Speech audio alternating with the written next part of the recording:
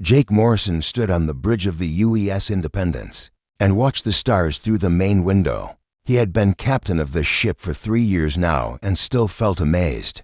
Every time he looked out at deep space, Earth was far behind them.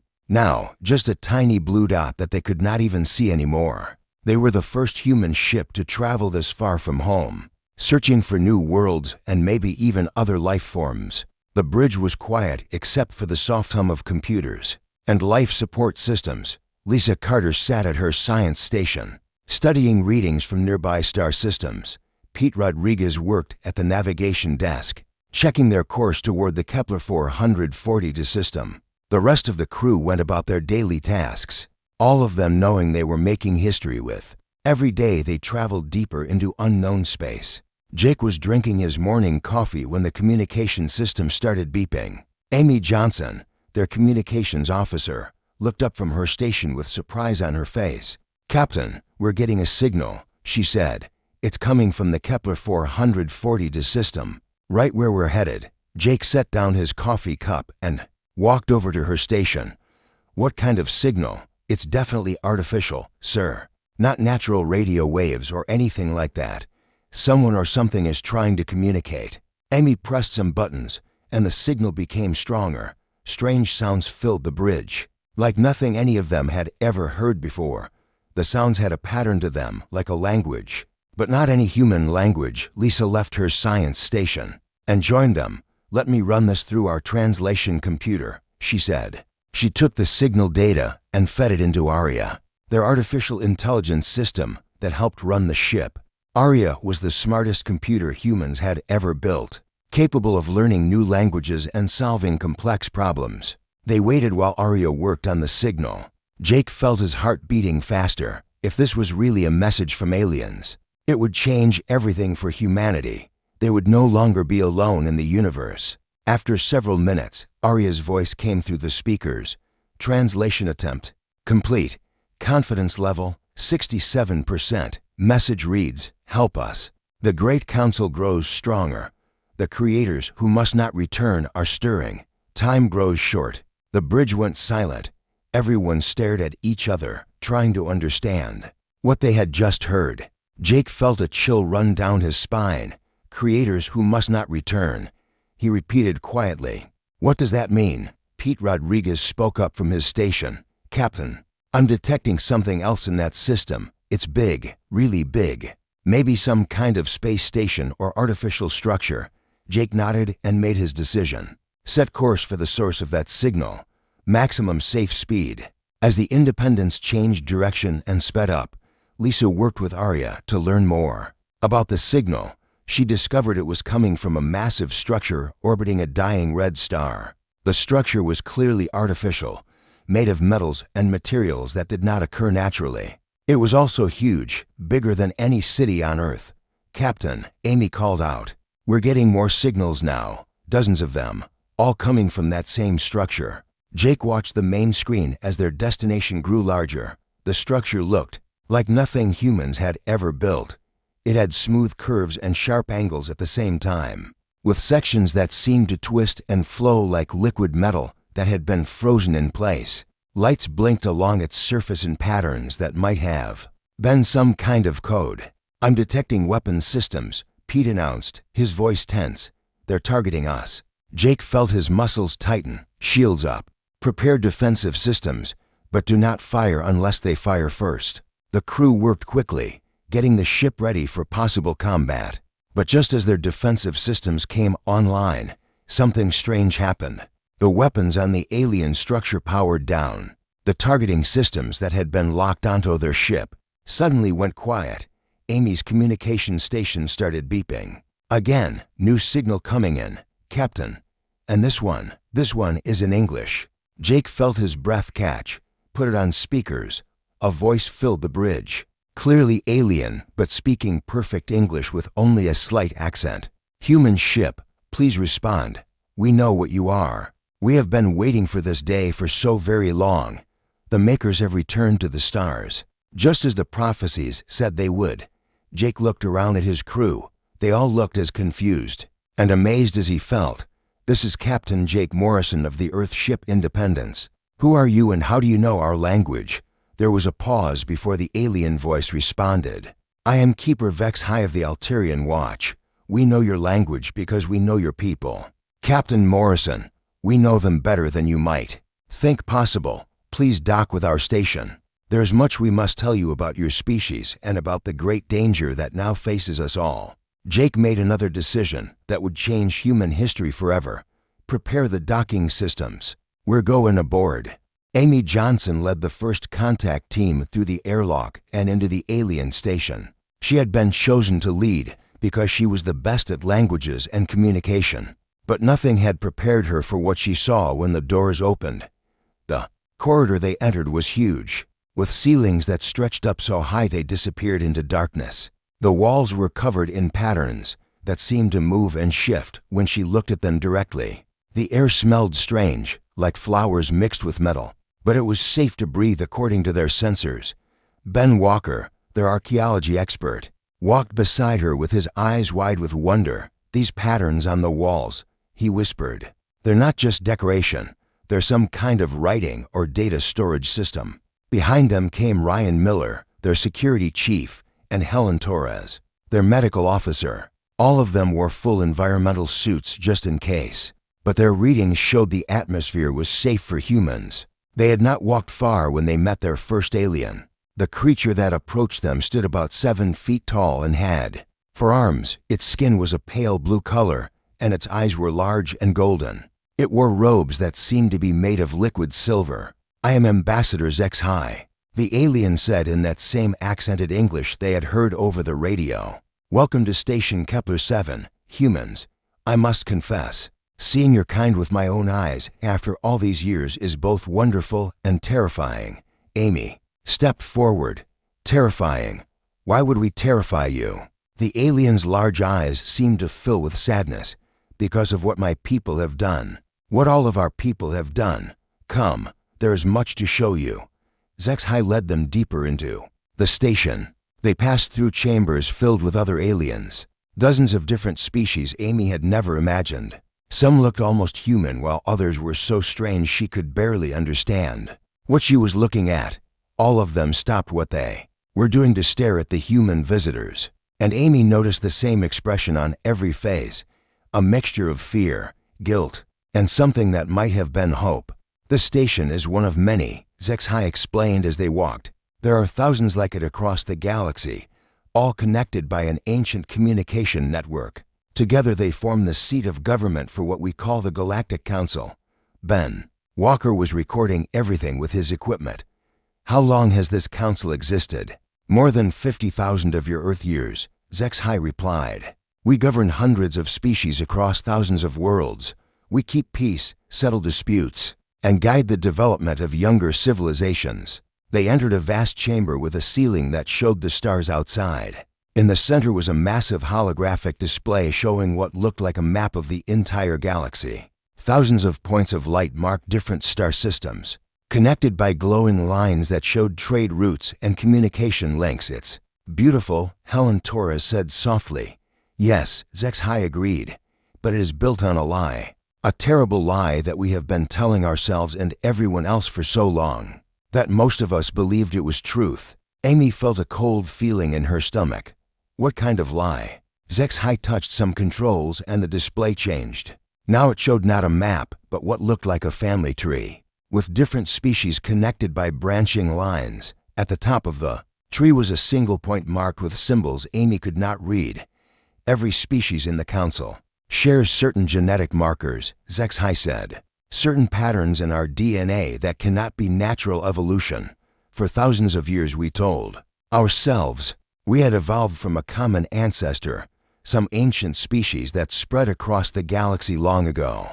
Ben Walker was studying the display intensely. But you don't believe that anymore? 300 years ago, some of our scientists made a discovery that changed everything. They found genetic templates hidden in our oldest archives, templates that showed the real source of all our species. Zex High manipulated the controls again, and new images appeared. We did not evolve from a common ancestor. We were created by one. The images showed DNA sequences, technological blueprints, and cultural patterns. Amy stared at them, trying to understand what she was seeing. Then Ben Walker gasped beside her. "These patterns," he said, his voice shaking. "These genetic markers, they're human." HFY nodded slowly. "Yes, every species in the Galactic Council carries human DNA. We were all created by your people, uplifted from primitive life forms and guided to intelligence. Ancient humans seeded this galaxy with life, created our civilizations, and taught us everything we know." Amy felt the world spinning around her. "That's impossible. Humans have never left Earth before our generation. The humans who created us lived 50,000 years ago," HFY said. "They had technology that made our current science look like primitive tools. They could travel between stars as easily as you travel between cities. They could create life itself and guide its evolution." Ryan Miller spoke up for the first time. "What happened to them?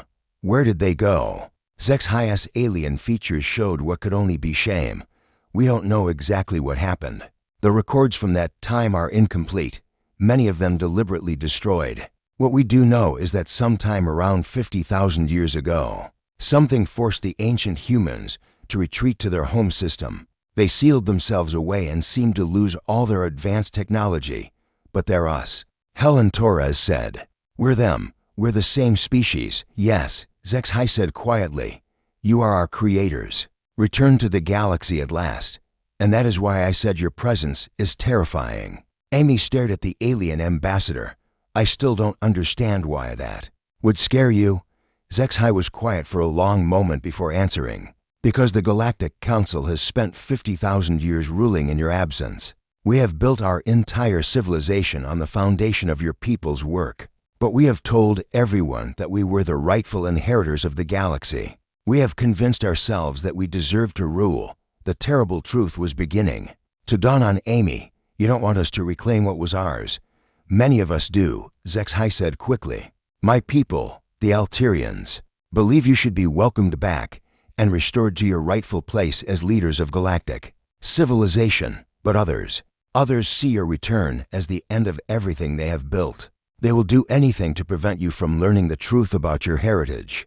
Ryan Miller could not sleep after what they had learned from HFY. He spent hours in the station's archives, using translation software to read through thousands of old records. What he found made his blood run cold. The Galactic Council had not just hidden the truth about human origins. They had actively worked to keep humanity trapped on Earth. For 50,000 years, they had been watching Earth and interfering whenever humans got too close to developing space travel technology. "Look at this," Ryan said to Ben Walker as they sat in the archive chamber. He pointed to a report dated 3,000 years ago. "The Council sent agents to Earth during what humans call the Bronze Age. They influenced several wars to keep human civilizations from advancing too quickly." Ben read over the document, his face growing pale. "They caused the fall of entire empires just to slow down human progress." Helen Torres joined them, carrying a data pad filled with medical records. "It gets worse," she said. "I found evidence that they've been influencing human genetics as well. Several plagues and diseases that wiped out large populations were not natural. They were biological weapons designed to keep human population growth under control." The three humans stared at each other in horror. Their entire species had been living under alien manipulation for thousands of years, without knowing it. Every major setback in human history might have been caused by the very aliens who should have been welcoming them back as their creators. Ryan pulled up more files on his computer. The Dark Ages, the collapse of the Roman Empire, even some of the problems with early space programs in the 20th century. All of it was Council interference. "But why?" Helen asked. "Why would they work so hard to keep us from advancing?" Ben pointed to another section of the archives.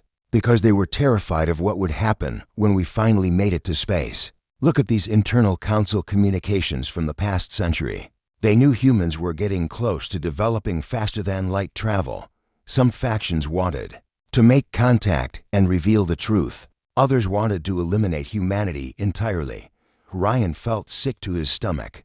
They were planning to commit genocide against their own creators, not all of them. A voice said behind them. They turned to see HFY approaching, flanked by two other aliens, My apologies for interrupting. But there are things you need to know about the current situation. The alien ambassador gestured to his companions. This is Commander Vultur of the Verdani Republic and Elder Kashani of the Spiral Confederation. Like my people, they represent species who want to make amends for what has been done. Commander. Vultur was tall and thin with silver skin and no visible eyes. When she spoke, her voice sounded like wind chimes. The council is split into factions. About 40% of member species support revealing the truth and welcoming humanity back. Another 40% want to maintain the current system, but are willing to give humans equal representation. The remaining 20% want us dead. Ryan finished. Elder Kashani, a short creature covered in what looked like green fur, nodded sadly. The Void Hunters lead this faction. They are a warrior species who have built their entire culture around the idea that they earned their place in the galaxy through strength and conquest. Learning that they were created by another species has driven them to madness. Zexhai manipulated. A control panel and a holographic display showed the galaxy again. This time, different colored lights marked the positions of various fleets. The Void Hunters have been preparing for this day for decades. They have convinced their allies that humanity's return will mean the end of their way of life. How many ships do they have? Helen asked. Enough to sterilize every human world if they choose to. Vultur replied grimly, but they face a problem. Many council species are refusing to support them once they learn the truth. The revelation of humanity's true heritage has caused upheaval throughout our civilization. Ben studied the display. What about these neutral zones? The species that haven't chosen a side yet. They are waiting to see what humans will do. Kashani explained, if you return to Earth and hide, they will likely support the Void Hunters in keeping you contained. But if you stand and fight for your rightful place, many more will join our cause. Zexhai finished. The question is whether humanity is ready for such a war. Ryan thought about Earth's tiny fleet of exploration. Ships. They had perhaps 50 vessels capable of interstellar travel, most of them unarmed, against the thousands of warships controlled by the Void Hunters. They would stand no chance in a direct fight. There might be another way, he said slowly. You mentioned that human technology from 50,000 years ago was far more advanced than anything the Council has now.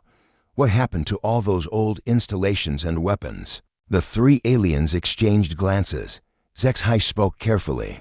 Many were destroyed over the millennia, but not all. Some were hidden or abandoned when your people retreated to Earth. The Council has been searching for them for thousands of years. But you never found them all, Ben said.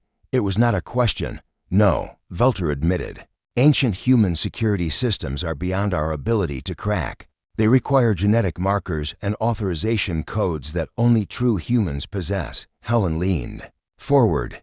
You're saying there are still functional human bases and weapons out there, just waiting for us to reactivate them.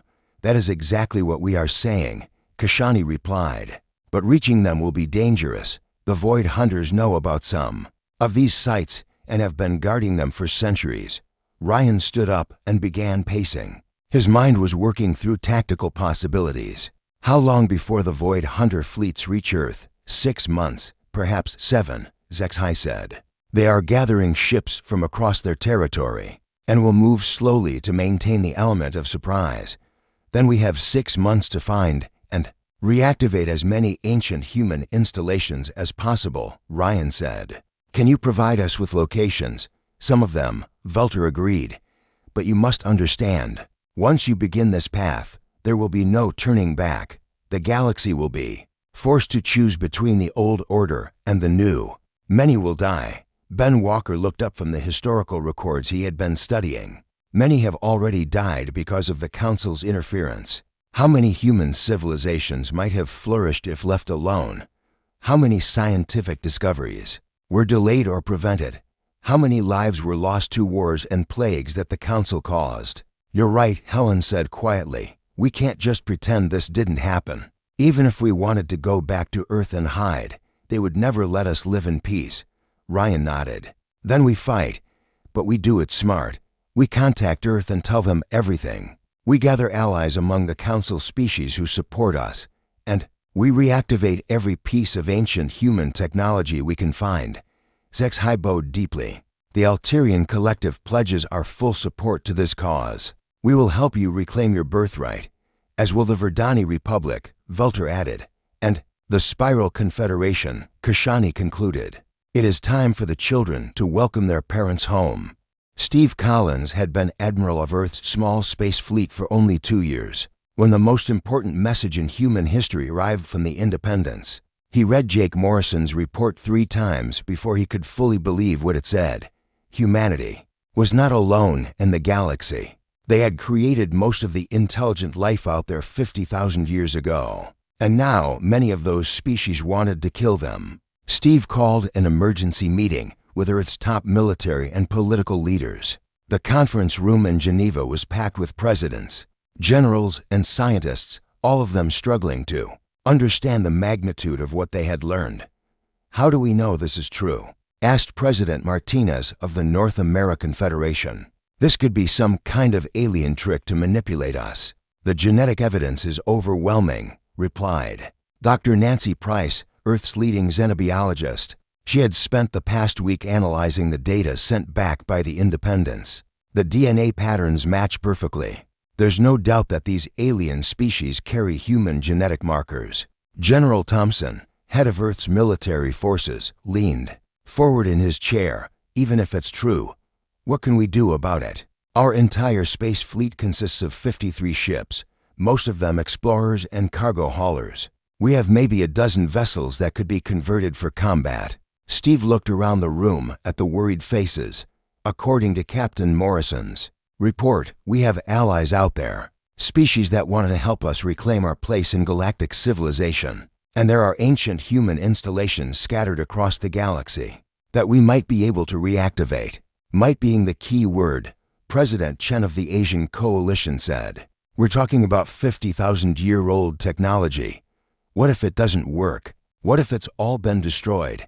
Dr. Price spoke up again. "Actually, ancient human technology appears to have been far more advanced than our current level. If even a fraction of it is still functional, it could give us a significant advantage." The debate continued for hours. Some leaders wanted to recall all human ships and prepare Earth's defenses. Others argued they should try to negotiate with the Galactic Council. But Steve knew in his heart what they had to do. "We're not running," he said finally. "Our ancestors seeded this galaxy with life and built the foundation for galactic civilization. We're not going to hide on Earth and wait for them to come kill us." 3 weeks later, every human ship in space was racing toward coordinates provided by their alien allies. The Independents had become the flagship of a desperate mission to reactivate ancient human technology before the Void Hunter fleets could reach Earth. Greg Hayes commanded the military escort ships, 12 converted cargo haulers armed with the best weapons Earth could provide. It was not much, but it would have to do. The first target was a system called Kepler 438. Where long-range scans had detected massive artificial structures orbiting a gas giant. As the human fleet approached, their sensors picked up energy readings that suggested the structures were still partially active. "This is incredible," Lisa Carter said from her position on the Independence's science station. "These installations are huge, bigger than anything we've ever built, and they're definitely human in design." Jake Morrison studied the tactical display. "Any sign of Council forces?" "Negative," reported Amy Johnson from Communications. "But I'm picking up automated signals from the installations. They're scanning us." Suddenly, the ancient structures began to power up. Lights that had been dark for millennia started glowing. Weapon systems that had been dormant since before human recorded history came online. "They're trying to communicate with us," Amy announced. "The signal is in an ancient form of Earth languages, but our computers can translate it." A voice filled the bridge, speaking in perfect English, but with an accent that sounded like no human dialect anyone had ever heard. "Welcome, children of Earth. I am Genesis, guardian of Installation 7. Genetic scans confirm human authorization. Beginning reactivation sequence." Over the next several hours, the human fleet watched in amazement as the ancient installation came to life. Manufacturing facilities that had been shut down for 50,000 years began producing ships and weapons. Defensive systems activated, creating an impenetrable shield around the entire system.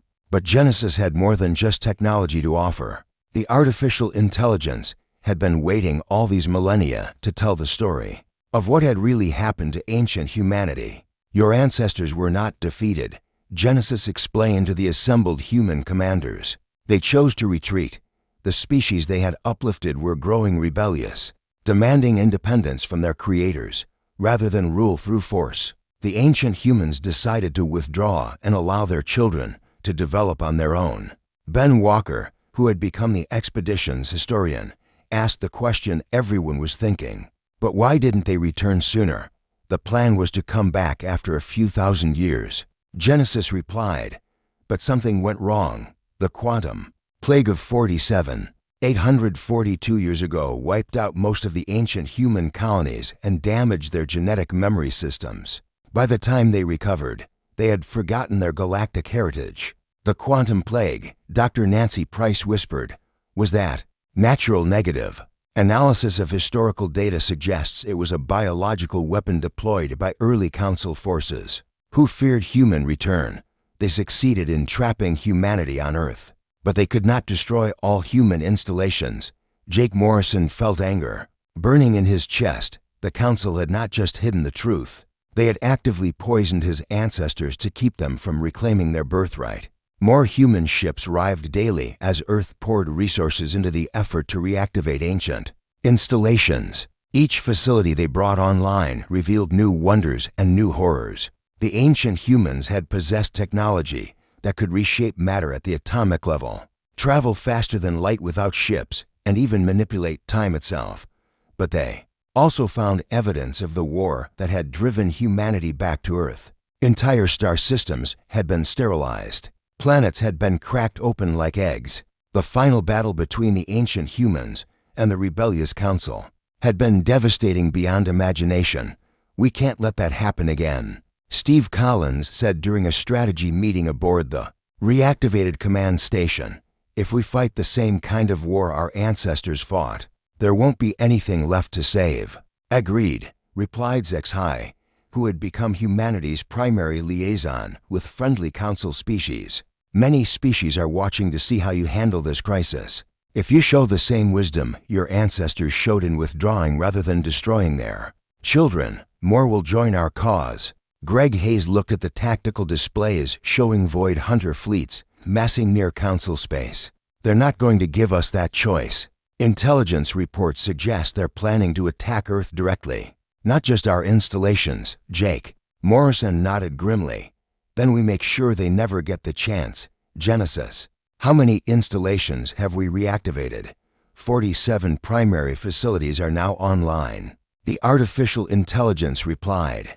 16 secondary installations remain dormant due to damage or lack of human authorization. Total military production capacity is now at 12% of ancient human standards. Will that be enough? Steve Collins asked. To defeat the Void Hunters, yes. To do so without massive casualties on both sides, that remains to be determined.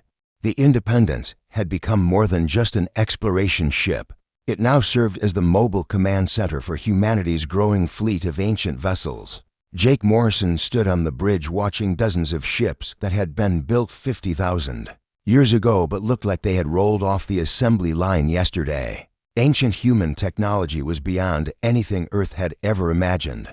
The ships could travel from one side of the galaxy to the other in days rather than years. Their weapons could crack planets or precisely remove a single target from orbit. Their shields could withstand the explosion of an entire star. But Jake knew that having superior technology did not guarantee victory. The Void Hunters had thousands of ships and allies throughout the galaxy. More importantly, they were fighting on familiar ground while humans were still learning how to use their ancestors' equipment. Captain Amy Johnson called from her communication station. We're receiving a priority message from Admiral Collins on Earth. The main screen activated to show Steve Collins aboard Earth's new command station, one of the ancient installations they had found in the asteroid belt beyond Pluto. Jake, we've got a problem, Steve said without preamble. Our allies in the Council are reporting that the Void Hunters have started attacking neutral systems. Jake felt his stomach sink. They're trying to force the undecided species to choose sides. Exactly, and it's working. 3 more species joined their alliance yesterday rather than risk being destroyed. At this rate, they'll have overwhelming numerical superiority within weeks. Lisa Carter looked up from her science station. What about the Central Archive? Genesis said there was a master facility on Kepler-4 that controlled all the other installations. That's our next target. Jake confirmed, if we can reactivate it, we'll have access to the full network of ancient human technology. But reaching Kepler-4 would not be easy. The system was deep in Council space, surrounded by Void Hunter patrol fleets. Greg Hayes had been working on a plan to get them through, but it would require perfect timing and a lot of luck. The good news is that our friendly Council species are willing to create a distraction. Greg explained during their strategy meeting. The Alterians, Verdani, and their allies will launch simultaneous attacks on Void Hunter supply bases in 3 different sectors, and while they're responding to that, Ben Walker added, we slip through their lines and reach the Central Archive. Helen. Torres looked worried. What if it's a trap? The Void Hunters have to know about that facility. They might be waiting for us. They probably are, Jake admitted, but we don't have a choice. According to Genesis, the Central Archive contains not just technology, but also complete historical records of what really happened during the Ancient War. If we can broadcast that information to every system in the galaxy, we turn this from a war into a truth campaign. Ryan Miller finished. Hard to maintain popular support when everyone knows you're fighting against your own creators. The mission launched 3 days later. 47 human ships, including the Independence, made the jump to hyperspace simultaneously. They would have one chance to reach Kepler-4 before the Void Hunter fleets could intercept them. The journey took 6 hours at maximum speed. When they dropped out of hyperspace, at the edge of the system, Jake's worst fears were confirmed. Hundreds of Void Hunter ships were waiting for them, arranged in defensive formations around the planet where the Central Archive was located. Well, Pete Rodriguez said dryly, at least they're taking us seriously, sir. Amy Johnson reported, we're being hailed by the Void Hunter fleet commander. Put him through. Jake ordered. The alien that appeared on the main screen was unlike any they had encountered before. The Void Hunter was tall and covered in what looked like black metal armor. Red lights glowed where its eyes should be, and when it spoke, its voice sounded like grinding machinery. Human vessel. This is War Commander Thaxel of the Void Hunter fleet. You will surrender immediately or be destroyed. Jake stood up from his command chair. This is Captain Jake Morrison. We're here to reclaim what belongs to humanity. Stand aside. The War Commander's mechanical laughter filled the bridge. You think your ancient toys make you strong. We have been preparing for this day for centuries. Your creators are dead. Human. We made sure of that. Our creators are standing right here. Jake replied, we are the same species that seeded this galaxy with life. We built your civilization, and now we're taking it back. Then you will die as your ancestors died. Thaxel snarled. All ships, attack. The space battle that followed was unlike anything in recorded history.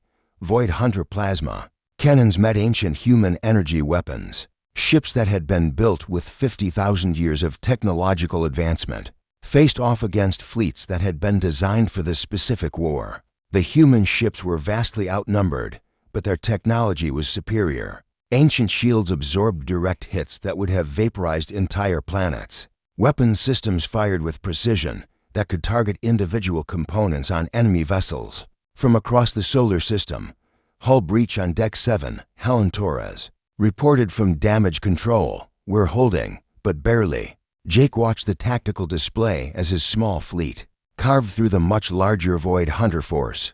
They were winning, but at a terrible cost. 3 human ships had already been destroyed, and several others were badly damaged. Captain, Lisa Carter called out excitedly. I'm detecting massive power signatures from the planet's surface. The Central Archive is activating on the main screen. They could see the ancient installation coming to life. It was enormous, covering most of the planet's northern continent. Structures that had been dormant for millennia began glowing with energy. Patterns that made human eyes water to look at directly. "This is Genesis Central," a familiar voice announced over the communication system. "Genetic authorization confirmed. Welcome home, children of Earth." Beginning full network activation. Across the galaxy, every ancient human installation that had ever been built suddenly came online. Manufacturing centers that could build entire fleets in hours. Defensive platforms that could protect whole solar systems. Research facilities that contained technology humanity was still centuries away from understanding. But most importantly, the Central Archive began broadcasting the complete historical record to every communication network in the galaxy. The real story of what had happened 50,000 years ago. The truth about who had created galactic civilization and who had tried to destroy it. War Commander Thaxel's image appeared on the screen again, but this time he looked desperate. "You don't understand what you're doing. The old ways were chaos and tyranny. We brought order to the galaxy. You brought lies and murder," Jake replied. "And now everyone knows it. All across the galaxy, the broadcast was having its effect. Species that had been loyal to the Council for millennia were learning that their entire history was based on deception. Many of the neutral systems immediately declared support for humanity. Even some Void Hunter allies began withdrawing from the battle. "Sir," Amy Johnson announced, "we're receiving surrender offers from over half the enemy fleet." Jake looked at the War Commander's image one last time. "It's over, Thaxel. Your people can surrender and face justice, or they can be destroyed. Choose now." The mechanical alien stared at him for a long moment before the connection cut off. Minutes later, the remaining Void Hunter ships jumped to hyperspace, fleeing the battle they could no longer win. 6 months after the battle at Kepler 4, Jake Morrison stood in the observation deck of New Genesis Station, the rebuilt human capital in orbit around their ancient homeworld. Through the massive windows, he could see ships from hundreds of different species coming and going, all of them working together to build something new. The old Galactic Council had dissolved. Within weeks of Genesis broadcasting the complete historical records, most species, faced with undeniable proof of their origins and the Council's deception, had welcomed humanity's return. Some had been angry at first, feeling betrayed by both their former leaders and their creators. But as the full story emerged, anger had given way to understanding. The reconstruction efforts on Kepler 7 are ahead of schedule, Amy Johnson reported as she joined Jake at the window. She now served as the primary liaison between human forces and the reformed Galactic Alliance that had replaced the old Council. "The Alterians have been incredibly helpful in coordinating relief supplies," Jake nodded, watching a massive Alterian cargo ship dock with one of the station's loading bays. The blue-skinned aliens had become humanity's closest allies, working tirelessly to make amends for their species' role in the ancient conspiracy. "What's the latest from the war crimes tribunals?" he asked. "Most of the former Council leaders are cooperating fully," Amy replied. "They claim they genuinely believed they were protecting galactic civilization from chaos. Only the hardcore Void Hunter faction is still fighting." The Void Hunters had retreated to their home system and declared it an independent state. They refused to acknowledge human authority or participate in the new galactic government. Intelligence reports suggested they were planning some kind of final attack, but their fleet was too small to pose a serious threat to the Alliance. Lisa Carter approached them with a data pad in her hands. "Jake, you need to see this. Genesis has finished analyzing the biological data from Earth's history." Jake took the pad and read through the report, his expression growing darker with each line. "This is worse than we thought." The artificial intelligence had traced the genetic effects of the ancient quantum plague and subsequent Council interference. Humanity's natural lifespan should have been over 100 years. Their intelligence and physical capabilities had been deliberately suppressed for millennia. Even their reproductive rate had been limited to keep the population from growing too quickly. "The medical teams think they can reverse most of the genetic damage," Lisa explained. "But it will take generations to restore humanity to what it was supposed to be." "At least we have generations now," Jake said grimly. "If the Void Hunters had succeeded, he was interrupted by the arrival of Ben Walker and Helen Torres, both of them looking excited about something. "You have to see what we found in the deep archives," Ben said, practically bouncing with enthusiasm. "Genesis has been holding back some information until it was sure we were ready for it." Helen activated a holographic display that showed a three-dimensional map of the galaxy, but this was not like any map Jake had seen before. This one showed not just stars and planets, but also what looked like vast networks of energy flowing between them. "What am I looking at?" Jake asked. "The real reason ancient humans withdrew from galactic politics." Ben explained. "They weren't just biological engineers and terraformers. They were working on something much bigger." The display zoomed into show individual star systems connected by streams of pure energy. "They were trying to create a living galaxy," Helen continued. "A vast organism made up of all the intelligent species they had created, connected by quantum consciousness networks." Jake stared at the display, trying to understand the implications. "They wanted to turn the entire galaxy into a single mind." "Not exactly," Ben corrected. "More like a family. Each species would maintain its independence and individuality, but all would be connected at a deeper level. No more wars, no more misunderstandings, no more fear of the unknown." The project was nearly complete when the rebellion started. Helen added, "That's why the ancient humans withdrew instead of fighting. They realized that forced unity would destroy what they were trying to create." Jake felt a chill run down his spine. "And now we have the choice to continue their work or abandon it," a new voice said behind them. They turned to see Admiral Steve Collins approaching, accompanied by representatives from several allied species. "The question is whether the galaxy is ready for that kind of connection," said Zexhai, who had become the Alterian representative to the new Alliance Council. "Many species fear losing their individual identity, and others worry about what happens if one species tries to dominate the network," added Commander Velter of the Verdani Republic. Jake looked around at all the different aliens working together on the station. "Maybe that's exactly why we need it.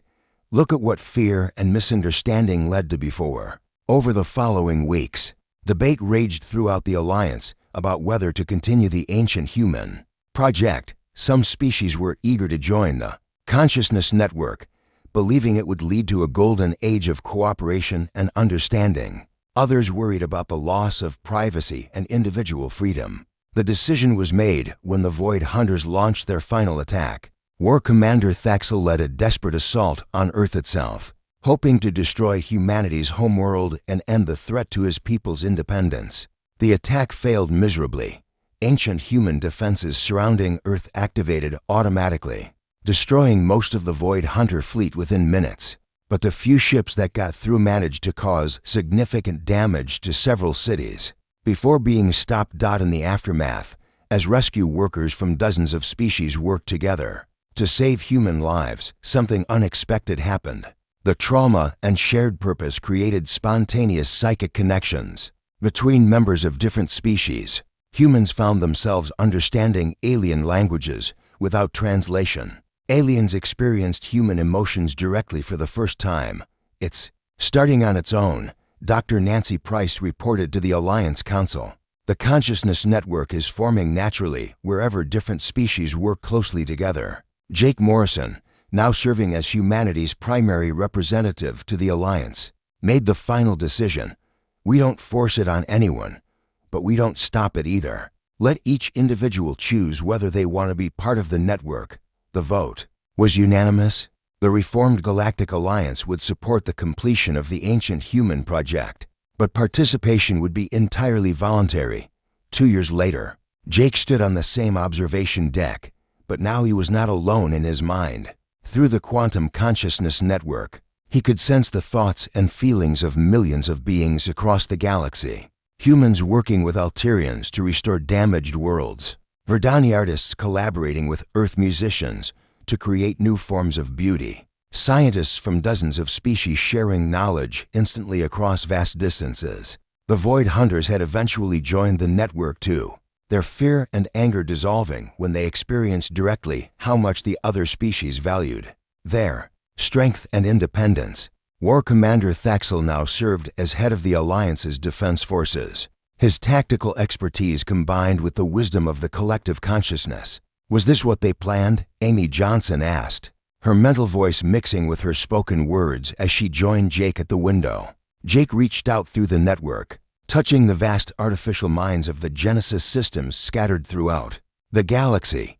In them, he found the echo of his ancestors' dreams and hopes. "No," he said softly, "this is better than what they planned. They dreamed of unity. We achieved it without losing what makes us unique."